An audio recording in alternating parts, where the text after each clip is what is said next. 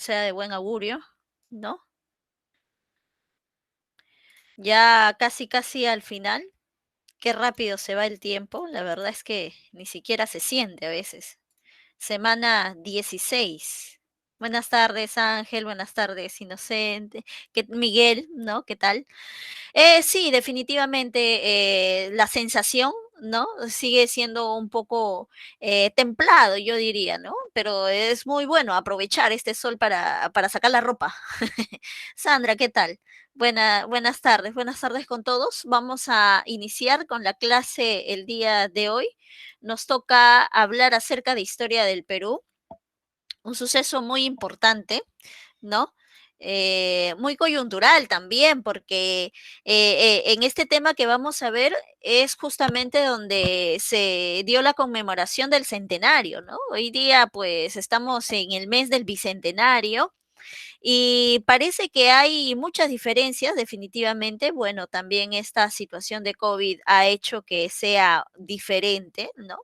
Pero vamos a ver que en el centenario, pues, había mucha muchos regalos, ¿no? Propiamente hechos por diversos países, estadios, estatuas, arcos. Y claro, por supuesto, sí, sí, Miguel, estamos hablando de Leguía. Y hoy en día no, ¿no? Hoy en día parece que solo nos regalan vacunas. Ayer vino 1 millón de vacunas, ¿no? Qué bueno, es algo lo que necesita hoy en estos momentos. Justamente el Perú, ¿no? Estaba viendo, ayer se dio el cronograma de la vacunatón, ¿no? La vacunatón que viene este sábado. Parece que va a ser muy, muy rápido, pero bueno, a ver qué es lo que pasa más adelante, ¿no? Vacunatón ya para los 46. Y a ver, chicos, ustedes entre 12, 15 y 17 años también van a vacunar, 12 y 17 años, pero con personas con sí, para de 12 a 17 años para personas con comorbilidad, o sea, con enfermedades, ¿no? De comorbilidad, tal vez personas con diabetes, chicos con diabetes, ¿no? Personas, chicos, con algunas enfermedades que puedan vulnerar, ¿no? Claro, ustedes no, pues ustedes son chicos sanos, ¿no? Pero tal vez por ahí algún familiar que tengan presente en casa, un conocido, pueden ayudar con esta información. Nosotros tenemos que esperar, ¿no? Todavía un poco más. Bueno, vamos a hablar acerca de lo que es la posguerra, ¿sí? La crisis del hasta la crisis del oncenio. Como ya es sabido, después de una situación de crisis, conflicto armado, lo que viene es una presencia de militares justamente en el poder, ¿no? Un ratito voy a dejar de compartir, voy a volver a compartir. Ahí está.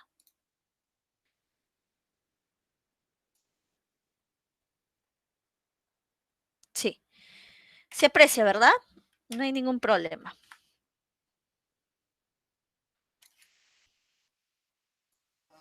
Ya. Vamos entonces a ver que primero tenemos lo que es desde el inicio de nuestra república, ¿no? La guerra eh, de independencia, ¿no? La guerra de independencia, el cual va a generar la presencia del primer militarismo, ¿no? Cuando se va, no se aprecia el PPT ya, ok, voy a compartir nuevamente.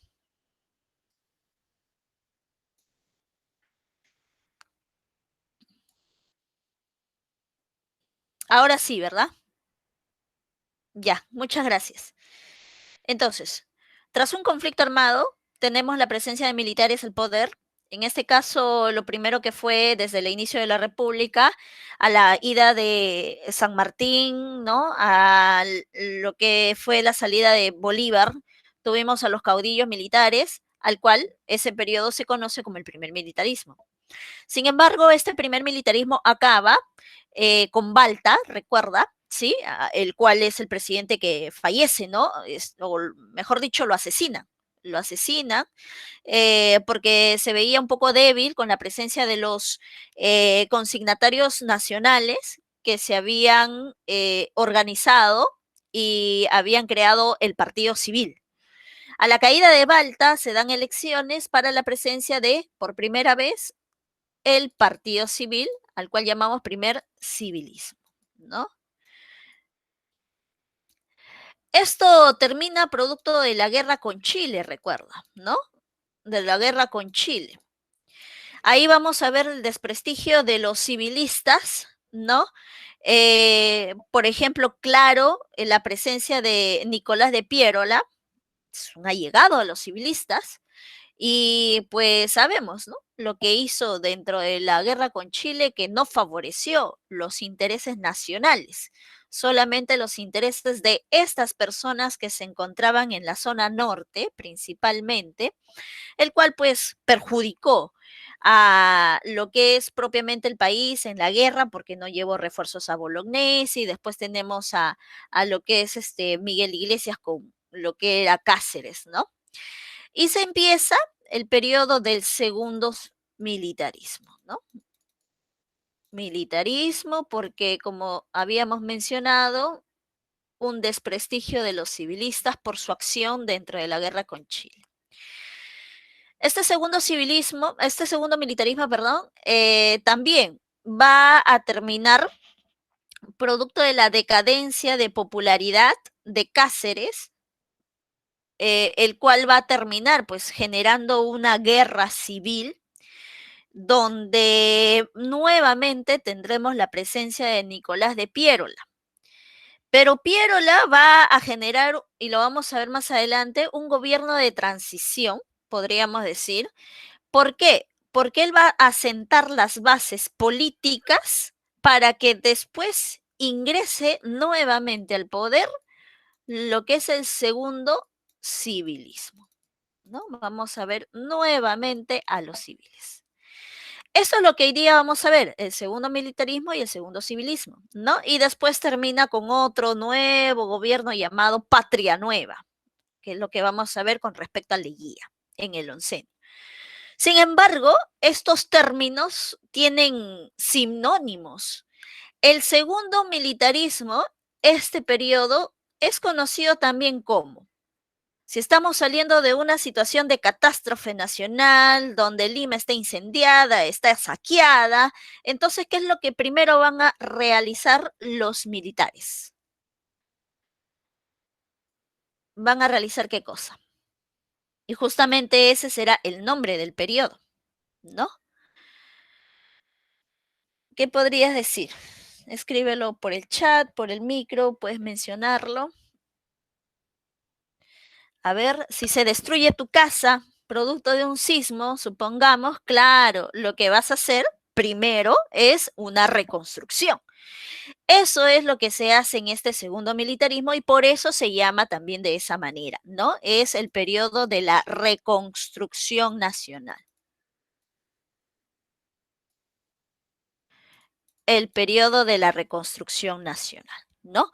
El cual, como mencionamos, termina con fin Cáceres. Y aquí vamos a ver la llegada de Nicolás de Piérola, un momento de transición, para que ingresen los civiles, ¿no? A través de elecciones. Pero estos civiles se caracterizan por tener apellidos rimbombantes, o sea, de alcurnia. Se caracterizan por ser personas adineradas. Entonces, ¿cómo se va a llamar este periodo? Según Basadre, por la presencia precisamente de estos presidentes que tienen apellidos como los Candamo, los Prosperidad López Falaz. Romaña, no, ya Prosperidad Falaz lo pasamos hace temas, claro, eso recuerda es con Ramón Castilla. Aquí estamos en la excelente, ¿no? Estamos República en la, Aristocrática. así es, República Aristocrática. ¿Por qué se llama así? Porque los presidentes que vamos a ver aquí, como te decía, se caracterizan por dos cosas. Eran oligarcas, solamente que el sistema de gobierno se llama aristocrática, pero eran oligarcas, o sea, era un pequeño grupo, recuerda ahí los varones del azúcar, ¿no? Que se apoderaron del poder y entre ellos se pasaban la pelota, o sea, se pasaban el mando, ¿no? Pero para que ellos lleguen ahí y entre ellos se pasen el poder, Nicolás de Piérolas hizo algunas reformas políticas con respecto al voto principalmente, y eso le dio cabida a que empiece este periodo aristocrático. Sí, exacto. Las personas en el poder eran oligarcas, o sea, eran hacendados, ¿no? Eran personas adineradas, eran agroexportadores. Leguía construye los primeros ferrocarriles, no, Miguel, los ferrocarriles viene desde la época de Ramón Castilla, ¿no? Aquí se siguen construyendo más ferrocarriles. Es más, vamos a dar en concesión nuestros ferrocarriles, vamos a ver por ahí qué contrato, ¿no? Pero sí, eso existe desde hace mucho tiempo. Así es, ¿no? Entonces, este es un cuadrito resumen de lo que vamos a ver el día de hoy, el segundo militarismo y el segundo civilismo. Vamos a pasar a la siguiente diapositiva. Sí, pues, sí. Vamos a ver de qué manera, ¿no? Inicia el segundo militarismo. Algunos aspectos económicos que debemos de recordar es la dependencia financiera al capital británico, o sea, Inglaterra, ¿no? Nos dan préstamos, vamos a tener una deuda externa con ellos, ¿sí? Y como no podíamos pagar con dinero, entonces pagamos con recursos, ¿no? Con concesiones de nuestras actividades económicas. De esa manera se pudo reactivar el sector minero, ¿no? El sector agrícola también. Sin embargo, si bien es cierto, en la parte de la costa se vivía sobre todo una época de desarrollo económico, ¿no? En algunas partes de la sierra, sobre todo en la Sierra Sur, se vivía todavía el régimen latifundista, es decir, agrícola, campesina, ¿no? De explotación, de sometimiento así tipo feudal, ¿no? En este caso, pues los gamonales con los campesinos, ¿sí? Y ahí vamos a ver que por ello hubieron también algunas revueltas sociales, no solamente por eso, no solamente por la explotación, sino por la imposición de impuestos a estos campesinos. En el aspecto social, precisamente ahí está el movimiento indígena antifiscal Atusparia. ¿Qué es lo que pasaba? Recuerda siempre que después de un conflicto armado hay una crisis económica. ¿Y cómo te vas a recuperar de la crisis económica? Con impuestos, pidiéndole plata a la gente. ¿Y a quién le pides plata? A los menos protegidos y a los que más hay en el Perú. ¿Y qué hay más en el Perú?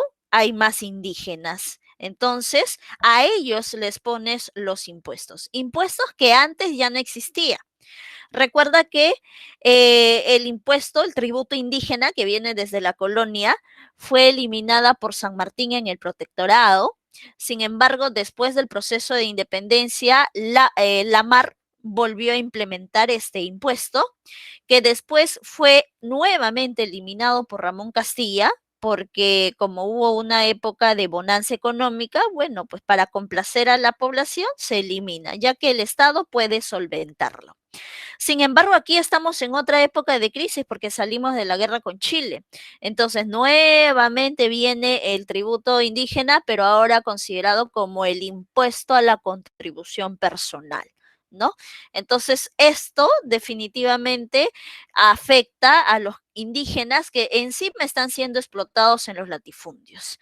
Es por ello que se van a, ¿no? Revelar, se van a revelar y justamente aquí vamos a ver la presencia de Cáceres, ¿no? Porque Cáceres apoya a Tusparia, esta rebelión se da en Ancash y por eso es que a Cáceres lo vamos a ver en un inicio con mucha popularidad, no solamente porque fue un héroe de la guerra con Chile, sino también porque apoyaba a los indígenas, ¿no?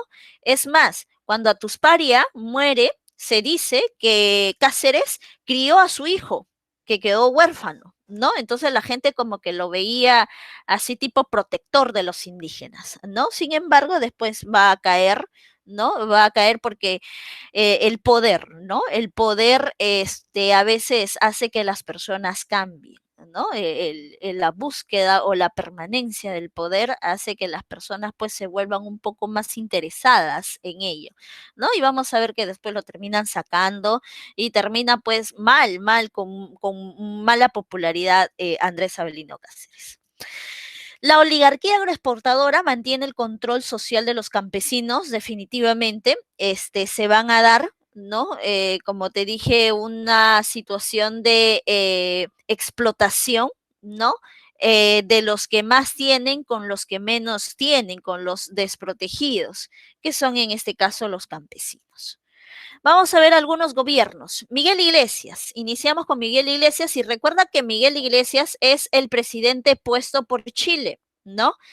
Él se rinde a través del grito de Montán, ¿no? Y los chilenos en recompensa por aclamar la derrota peruana le dan el poder, le dan el gobierno. Miguel Iglesias no era aceptado por ello, por la población indígena campesina, ¿no? Y es justamente aquí donde se revela Tusparia, ayudado por Cáceres, ¿sí? Sin embargo, también es importante mencionar que aquí se inicia la reconstrucción del país.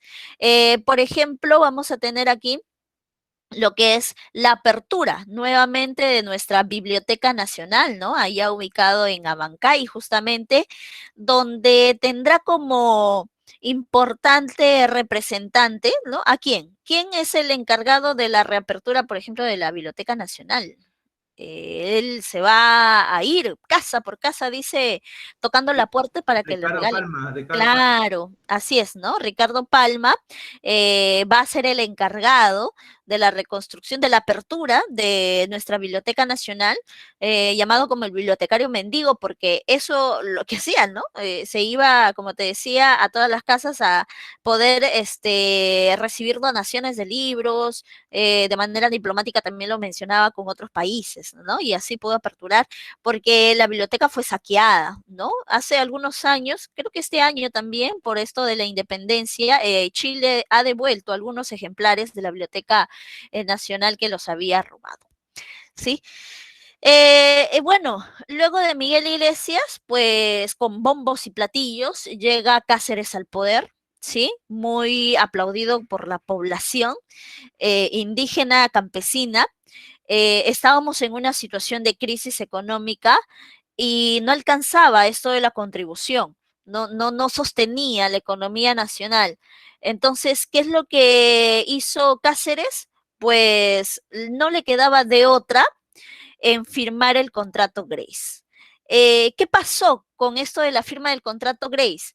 Que este recurso se le dio a Inglaterra para que administre por 66 años. ¿Te acuerdas? Contrato Grace, resáltalo porque es una pregunta fija siempre en pregunta de examen, ¿no? A través del contrato Grace, ¿qué es lo que Ferrocarriles, cedimos? ferrocarriles. Exacto, excelente. Cedimos nuestros ferrocarriles. Como te dije, no teníamos dinero para pagar la deuda externa, no teníamos dinero, entonces lo que nos quedaba era pues dar, ¿no? De administración nuestros recursos, en este caso los ferrocarriles. Grace se compromete, entre otras cosas, a pagar nuestra deuda externa, se compromete a darnos dinero para invertir en el Perú, ¿no? Por ejemplo, para hacer más ferrocarriles, que lo hace Cáceres, ¿no? Era una medida necesaria por la situación, ¿sí? Entonces Cáceres, bueno, terminó bien, ¿no? Terminó bien en este caso su gobierno, un poco disgustada la gente por esto del contrato Grace, pero era necesario, como habíamos mencionado. Luego viene Remigio Morales Bermúdez, bueno, aquí es un gobierno corto porque fallece prontamente por una enfermedad. Sin embargo, resalta por los problemas diplomáticos con Chile. ¿Sí? Estamos hablando de 1894, 95, 93, 94 y un poco de inicio del 95. ¿Por qué crees que hubo problemas diplomáticos con Chile? ¿Qué habíamos tenido años atrás? ¿Qué es lo que debía de pasar aquí en el gobierno de Remigio Volares Bermúdez? A ver, ¿te acuerdas un poco del Tratado de Ancón? Arica, Tacna. Claro, ¿no? En este entonces ya habían pasado los 10 años del Tratado de Ancón, entonces debíamos haber hecho el plebiscito para ver la situación de Tacna, de Arica.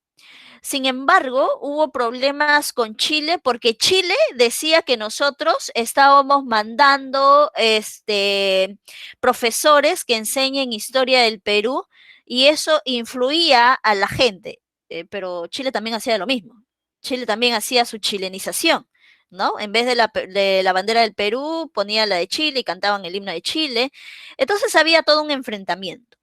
Sin embargo, esto hizo que se retrase lo del plebiscito, porque nosotros sabíamos que si nos poníamos así exigentes, Chile podía venir con todo y arrasaba con el Perú. Otra vez, nuevamente un conflicto armado. Y no podíamos, nosotros estábamos en crisis. Entonces, lo que hicimos es dejarlo pasar, ¿no? Dejarlo pasar hasta que después en la época de Leguía, en 1929, mira, 1929, recién este problema se va a solucionar. Bueno, como muere prontamente, Remigio Morales Bermúdez, su vicepresidente, va a convocar nuevamente a una elección. En esta elección, nuevamente se presenta Cáceres, pero ya con menos popularidad, ¿sí? Cáceres era el único candidato nada más. Entonces, él va a ganar definitivamente, ¿sí? Pero más bien va a ser con muchos anticuerpos, ¿no? Los anticuerpos van a ser las personas civilistas, ¿no? Los del partido civil van a decir, otra vez Cáceres en el poder, no nos deja a nosotros hacer nuestras cosas, nuestras actividades económicas. Entonces el partido civilista lo que va a hacer es ver la manera de cómo sacar a Cáceres del poder, ¿sí? Y se inicia una guerra civil, pero el partido civil no se va a querer manchar las manos, ¿no? Entonces, ¿a quién mandan a pelearse con Cáceres? A Nicolás de Piérola, que había regresado al país de su extradición y con apoyo del partido civil empieza esta guerra con Cáceres, ¿sí? Cáceres pierde popularidad, ¿por qué? Porque manda a los campesinos, a los indígenas, a que peleen por él en Lima. Entonces los campesinos vienen, pelean en Lima y Andrés Avelino Cáceres no está. O sea, los había mandado a que peleen solos sin su líder. Entonces, como que esto disgusta también a los campesinos, a los indígenas, y Nicolás de Piérola saca provecho y llega, ¿no? Llega a derrocar a Cáceres, ¿sí? A través de esta coalición nacional, lo saca del poder y empieza su segundo gobierno, ¿sí? Entonces, terminamos de esta manera con los militares en el poder. Cáceres, bueno, termina por esta situación un poco, como te dije, sin prestigio, ¿no? Pero igual, sigue siendo uno de los grandes íconos de la guerra contra Chile. Tal vez pudo ser un poco mejor su prestigio sin este acontecimiento, pero igual, ¿no? Se le reconoce lo que hizo dentro de la campaña de la Sierra. Como habíamos dicho, Nicolás de Piérola en este segundo gobierno va a ser un gobierno de transición que va a sentar las bases para que después venga la República Aristocrática, ¿sí? ¿Qué es lo que va a hacer Nicolás de Piérola? Aquí se adoptó la libra peruana de oro, o sea, un cambio de sistema monetario, la creación de la compañía recaudadora de impuestos. ¿Qué es lo que pasaba? Se cobraban muchos impuestos, ¿no? A las minas, a los indígenas, a las exportaciones, pero así, de manera separada. Entonces necesitábamos unificar, que llegue todos esos impuestos a un solo lugar. Y por eso se crea esta compañía que podríamos decir es la tatarabuela de la SUNAT, ¿no? Hoy en día, la SUNAT tiene esta función. Se dio el estanco a la sal. ¿Qué quiere decir un estanco? Un estanco quiere decir una apropiación de los recursos por parte del Estado, ¿no? El Estado se da cuenta qué recurso es lo que hay más en el Perú y a pesar de que se encuentre por debajo de donde tú vives, ¿no? Igual, como está por debajo de donde tú vives, que es el subsuelo, le pertenece al Estado. ¿no?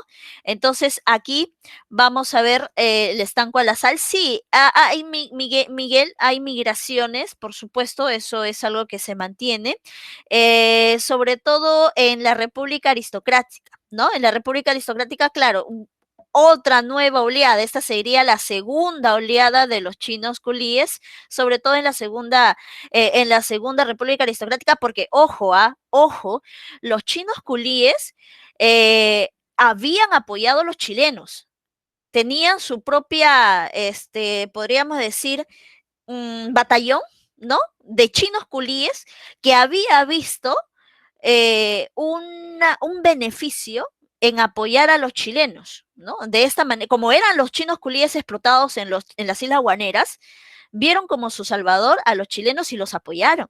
Entonces aquí hubo un maltrato hacia los chinos culíes, pero después sí, van a volver a retornar, pero sobre todo en la época de la República Aristocrática, ¿no? Sobre todo con Leguía. Pero en esta época del segundo militarismo, los chinos culíes estaban mal vistos, estaban así, con mucha molestia los peruanos con los chinos, ¿no? Y muchos de ellos se van a Chile, ¿no? Los chilenos se los llevan.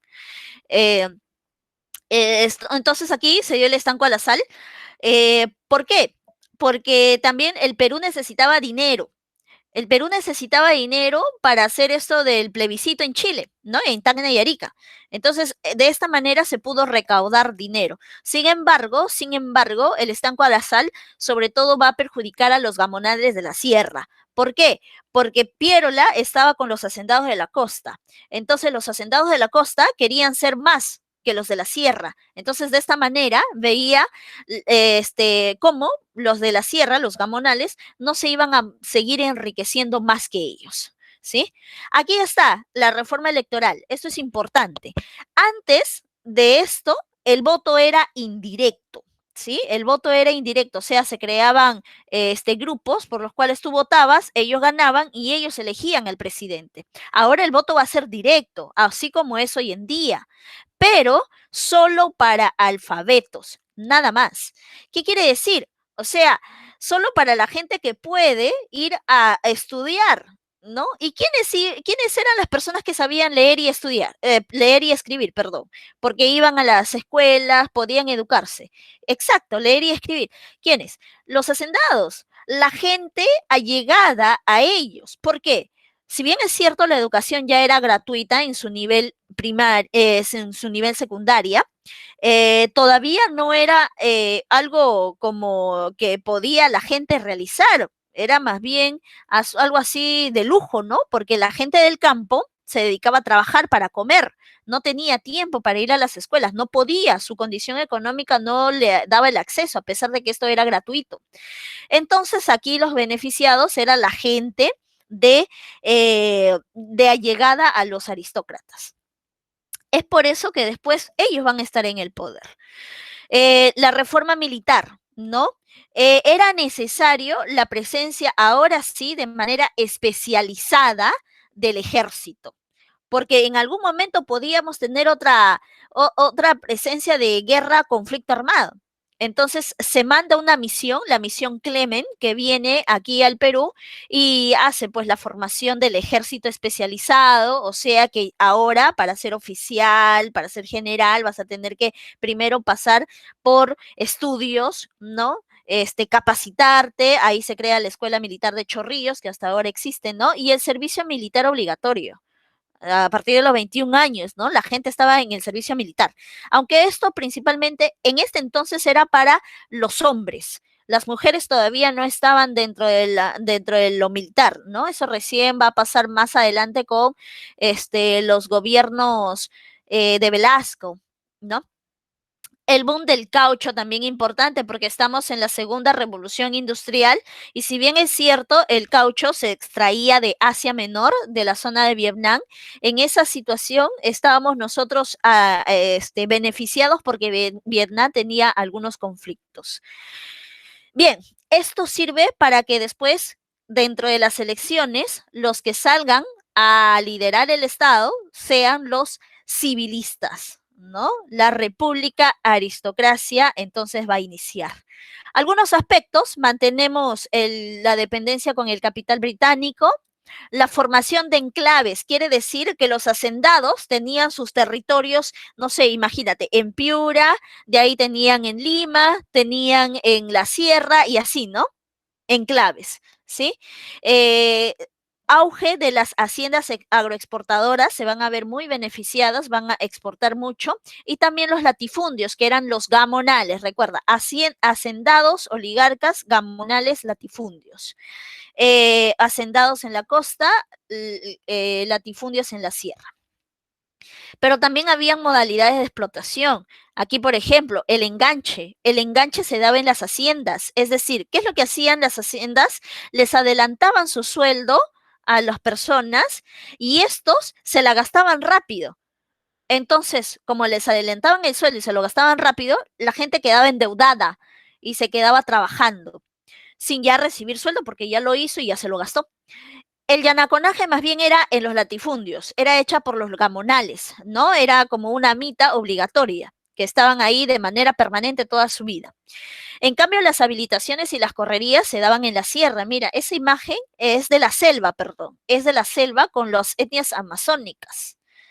Las habilitaciones eran de manera obligatoria y las correrías eran una cacería de brujas, ¿no? O sea, se iban a encontrar a los ashanincas, ¿no? A las etnias amazónicas y así, tipo cadenas, parecían esclavos, no sé, algo infrahumano que se les hacía y se los llevaba ¿a qué? A sacar caucho, ¿no? En el aspecto político vamos a tener una concentración del poder en la oligarquía costeña con apoyo de los gamonales, ¿sí? Fortalecimiento del gamonalismo en la sierra, vamos a ver algunas leyes que se van a sacar para fortalecerlos. Y en el aspecto social, se incrementan los movimientos sociales campesinos, se da la rebelión de Rumimaki. Ojo, no vayas a confundir. Atusparia, segundo militarismo. Rumimaki, república aristocrática, ¿sí? Atusparia, antifiscal. Rumimaki, sobre todo, ¿por qué se hizo? Porque los gamonales le quitaban sus terrenos a los campesinos. Como los gamonales tenían poder por su economía, ¿no? Los campesinos no, y tampoco no tenían títulos de propiedad, entonces les quitaban sus territorios. O sea, el gamonal llegaba y le decía, a ver, este territorio me pertenece. Y el campesino decía, no, pero aquí hemos vivido mi familia y yo siempre. Mis antepasados me los han heredado. Aquí la gente sabe que esto me pertenece. Papeles. No tengo, ¿qué es eso? Entonces, esto es mío, ¿no? Por la cuestión de poder económico y político, porque sus amigos estaban en el poder, les quitaban sus territorios. Entonces Rumimaki, que ves ahí dentro del círculo rojo, se revela para ayudarlos en Puno, ¿no? Después va a venir Leguía y para evitar, ¿no? Una cuestión popular también, para evitar esta expropiación de tierras, entonces, ¿qué hace Leguía? Ah, bueno, ¿quieren títulos de propiedad? Está bien. Ley de creación de las comunidades indígenas, ¿no? Entonces, ahora, a través de comunidades indígenas, cuando ellos se inscriban, van a también tener títulos de propiedad de sus terrenos. Así los gamonales ya no les van a quitar, ¿no?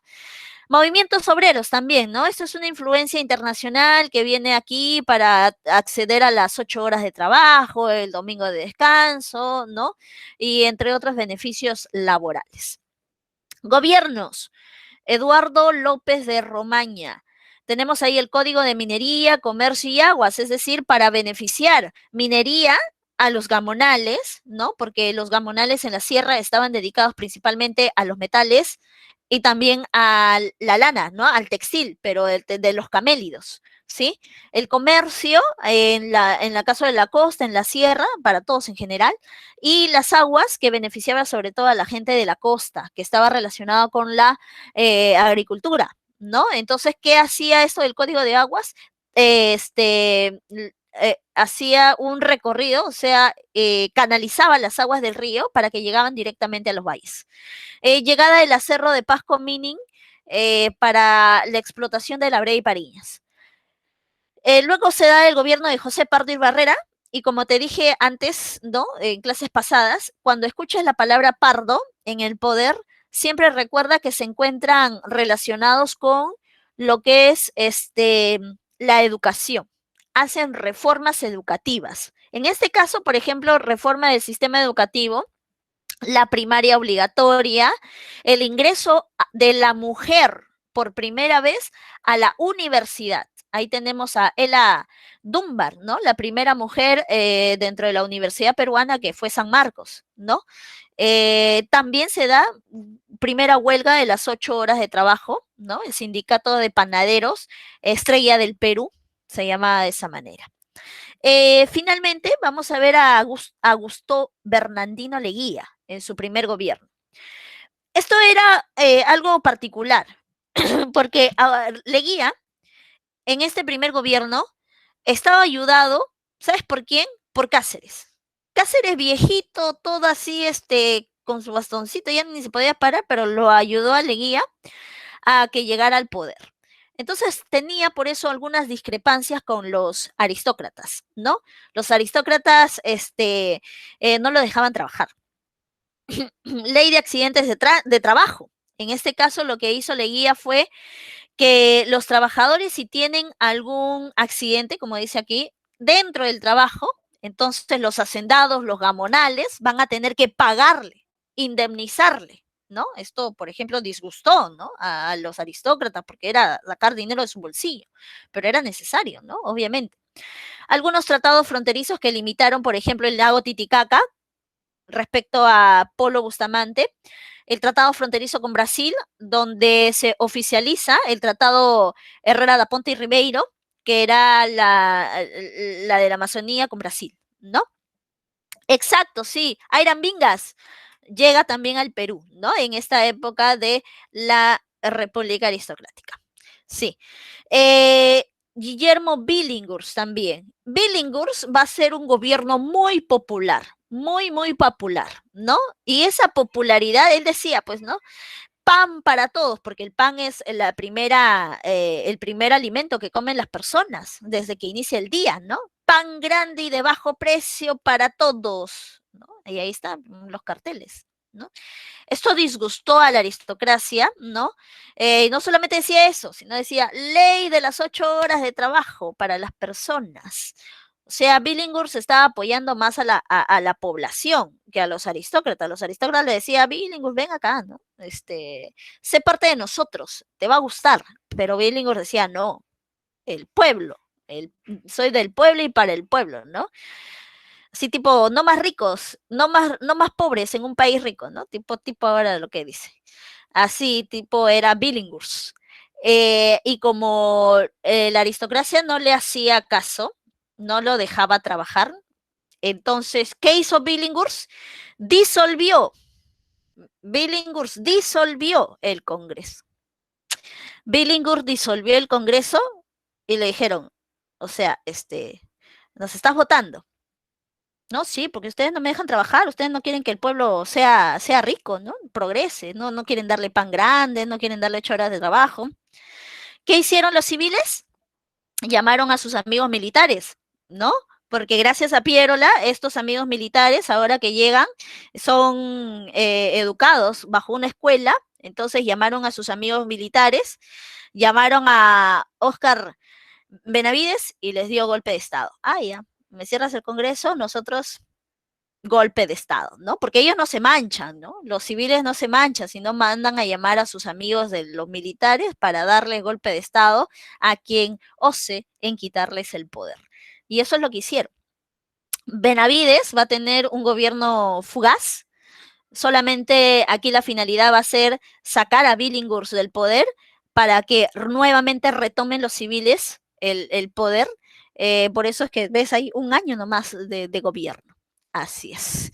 Ojalá que no, toco madera, Jesús, toco madera para que no me expropie.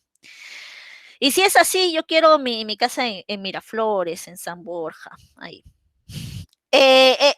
Pero Benavides, lo que se caracteriza, mira, Benavides va a llegar por segunda vez al poder más adelante, lo vamos a ver. Y en su primer y segundo gobierno va a ser casualidad, ¿no? Así, bien casualidad, de que con él inicia la Primera y la Segunda Guerra Mundial. ¿no? Aquí se da el estallido de la Primera Guerra Mundial, ¿no? La IPC asumió el control de la Brea y Pariñas también. Vamos a ver luego que se mandan a elecciones y nuevamente un civil al poder, José Pardo y Barreda, ¿sí? José Pardo y Barreda, aquí lo que va a hacer es tener un gobierno próspero. Primero va a tener un gobierno próspero. ¿Por qué? Porque estamos en medio de una guerra mundial. Los países que están ahí en la guerra, como Estados Unidos, Inglaterra, están concentrados en el conflicto, están concentrados en sus armas, en matarse y todo ello, entonces no pueden producir. Como no pueden producir porque están en conflicto, entonces compran recursos a los demás países y de esa manera se beneficia el Perú, ¿no? Pero después va a haber una situación de inestabilidad económica porque cuando termina la guerra, estos países que nos compraban, Inglaterra principalmente, estaba en crisis económica, entonces como que ya no nos compraron, ¿no? Ya no nos compraron porque no podían, no tenían plata. Entonces, eso va a desestabilizar a los civilistas, ¿sí? Y por eso es que José Pardo y Barreda lo que va a dar es la ley general de 8 horas laborales, ¿no? En un primer momento lo dio Billinghurst, pero solamente para el muelle Dársena del Callao. Ahora lo va a hacer de manera nacional, las 8 horas laborales y también los domingos de descanso, los domingos que no se van a trabajar, ¿no? De esa manera termina su gobierno por movimientos sociales, por una inestabilidad económica, producto de la Segunda Guerra, perdón, producto de la Primera Guerra Mundial, el cual va a terminar generando un golpe de Estado. Los civilistas ya no se podían sostener, entonces Leguía aprovecha esta situación para sacar a los civiles con esta famosa frase, famoso régimen llamado Patria Nueva.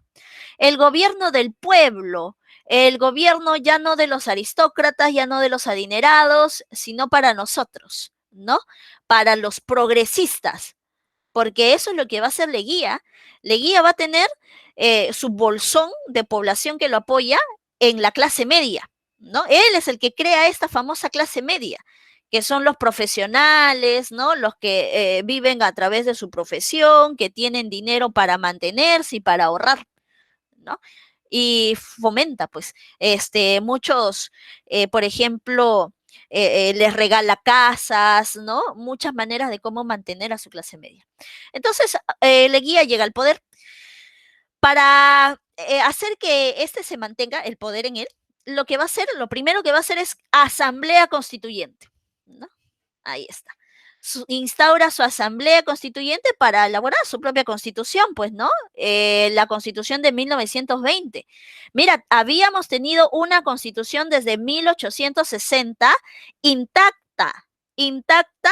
Es la constitución que más años ha durado y viene Leguía para quedarse en el poder porque incrementó dentro de la constitución la reelección presidencial, instaura su propia constitución, ¿no? La de 1920. Es anticivilista, como dice aquí, apoyado por la clase media, que ya te dije son los progresistas, ¿no? Los progres. En el ámbito económico, bueno, ya no vamos a ser dependientes del capital británico, vamos a ir dejándolos de manera progresiva y vamos a pasar a manos de Norteamérica. ¿Por qué? Porque ellos habían ganado la guerra, pues, ¿no? Entonces, como Estados Unidos había ganado la guerra, entonces ellos tenían más dinero. Y entonces ellos van a ser los que ahora nos den en los préstamos, pues, ¿no? A ellos le vamos a vender más recursos, ¿no? Vamos a tener mayor dependencia económica. Ampliación por 99 años del contrato Grey. Se recuerda el contrato Grey firmado en el primer gobierno de Andrés Avelino Cáceres para darles nuestros ferrocarriles. Sí, exactamente, ahí se crea el Banco de la Reserva, aunque antes con Cáceres ya se había creado el Banco Italiano, que fue el primer banco, ¿no? El Banco Italiano, que hoy día es el Banco de Crédito del Perú, eso se había dado en el segundo militarismo, con Cáceres. En cambio aquí lo que se crea es el Banco de la Reserva. ¿Por qué? Se crea el Banco de la Reserva como un requisito de Estados Unidos Estados Unidos nos dice, ok, nosotros te vamos a prestar plata, pero eh, tienes que hacer, tienes que crear una institución que se encargue de velar tu dinero. Entonces fue así que se creó el Banco de la Reserva. Pero antes de pasar a eso, el laudo de París. Esto del laudo de París es una desgracia para el Perú, prácticamente. ¿Por qué? Porque a través del laudo de París, Leguía le da a la IPC soberanía en la Brea y Pariñas. O sea, IPC podía explotar, extraer, comercializar lo que quisiera, cuanto quisiera, como quisiera, nuestro petróleo en la Brea y Pariñas, y al Perú no le daban nada. No le daban nada. Es por eso que después, ¿qué es lo que va a hacer Velasco Alvarado? Lo va a nacionalizar, pues, ¿no? Lo va a nacionalizar, va a haber ahí un conflicto, ¿no? La página 11, que lo vamos a ver más adelante, ¿sí? Como decíamos, entonces se crea el Banco de la Reserva, ¿sí? Es más, los estadounidenses vienen a que se cree justamente el Banco de la Reserva en el Perú. Otras cosas que se dieron aquí, bueno, construcción, muchas obras. Podríamos decir, el gobierno que hizo más construcciones de Lima, ¿no? Por eso es que los aristócratas dicen que nosotros teníamos un alcalde llamado Leguía y no un presidente, porque él hizo mucha modernización en Lima porque quería que Lima, ante los ojos de Estados Unidos, se vea como una ciudad moderna, ¿no? Las estatuas que muchas veces tú ves ahí en la zona de la Avenida Arequipa, en la zona de Paseo Colón, si tú te das cuenta, no tienen ninguna semejanza con nuestros rasgos físicos. Parecen así porque él quería asemejar estos monumentos a los griegos y nosotros no tenemos nada de griegos, ¿no? No sé si te has percatado de esos detalles, ¿sí? Se dieron construcciones también producto de nuestros aniversarios. Sí, sí, Jesús, con los empréstamos, con los préstamos que dio Estados Unidos. Se dio lo que es el centenario de la independencia, muchos regalos. Inglaterra nos regala nuestro Estadio Nacional, ¿no? Japón nos regala esta estatua de Atahualpa, ¿no? Las palmeras de la avenida Arequipa, dadas por Brasil, ¿no? Entre otros, ¿sí? Y también el centenario de la batalla de Ayacucho. Ahí tenemos, por ejemplo, el desfile en el hipódromo de Santa Beatriz, que hoy es el Campo de Marte, ¿no? El Campo de Marte, que antes era un lugar donde corrían los caballitos. En el aspecto social, se dio una ley de conscripción vial. La ley de conscripción vial, llamada también como la mita republicana, ¿no? ¿Por qué? Porque era un trabajo obligatorio que los hombres a partir de los 18 años hasta los 60 debían hacer. ¿Qué hacían? Construían caminos, carreteras, de manera gratuita, ¿no? Por 6 meses se menciona, perdón, por 6 semanas tenían que ir a trabajar. Pero para apaciguar esta situación, porque la gente estaba molesta, pues imagínate tú, ¿no? Hacer carreteras sin que te pague. Para compensar esta situación, lo que hace Leguía es la legalización de las comunidades indígenas. A través de esta manera, las comunidades indígenas, o sea, los campesinos y las etnias amazónicas en la selva, van a poder tener sus títulos de propiedad. Modernización urbana, ¿no?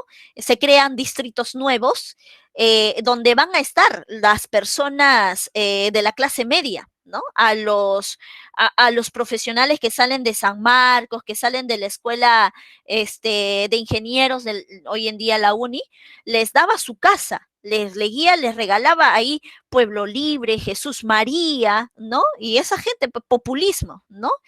Seguía votando por él. Se crearon avenidas y plazas para conectar Lima con el Callao, ¿no?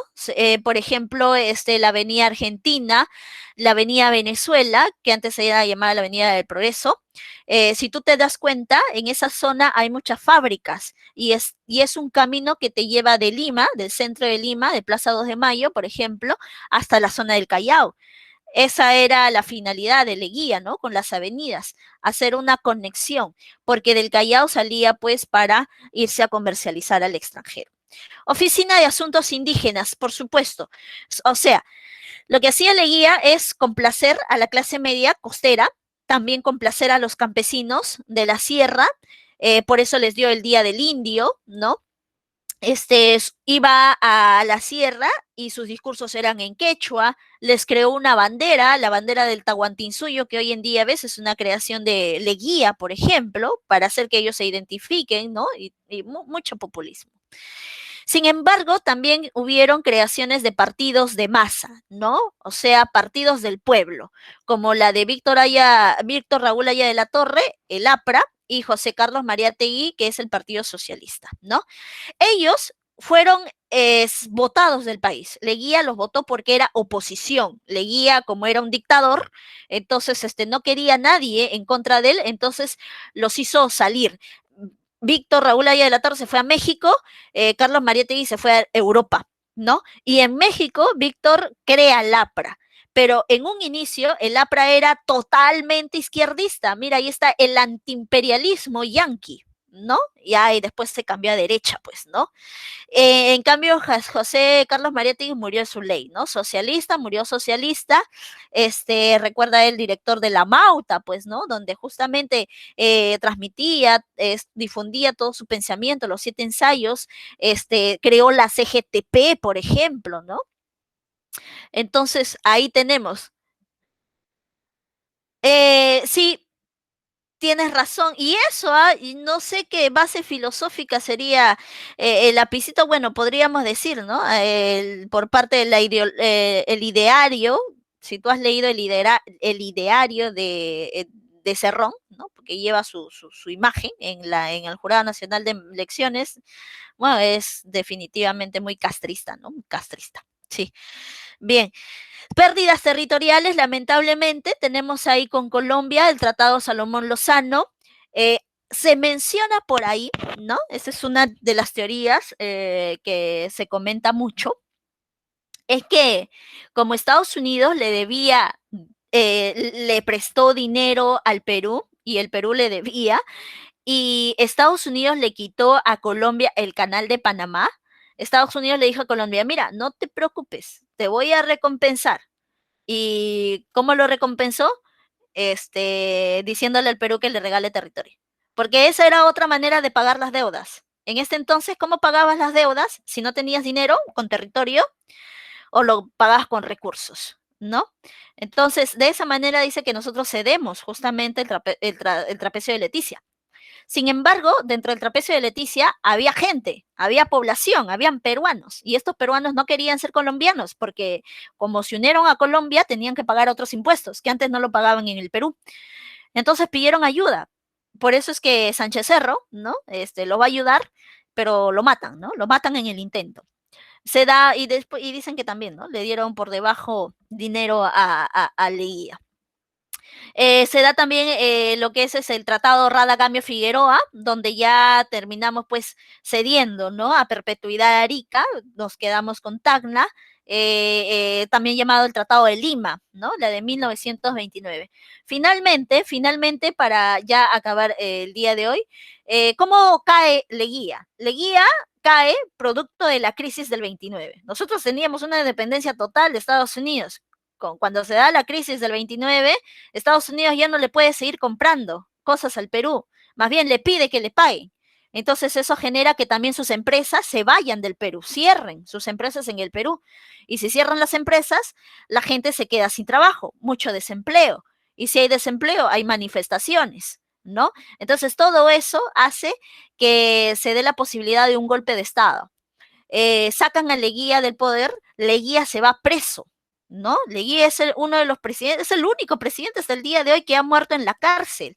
Lo llevaron preso a la isla San Lorenzo y salió en cajón, así como lo ves ahí, ¿no? Dice de esquelético, salió con algo de 20 y tantos kilos.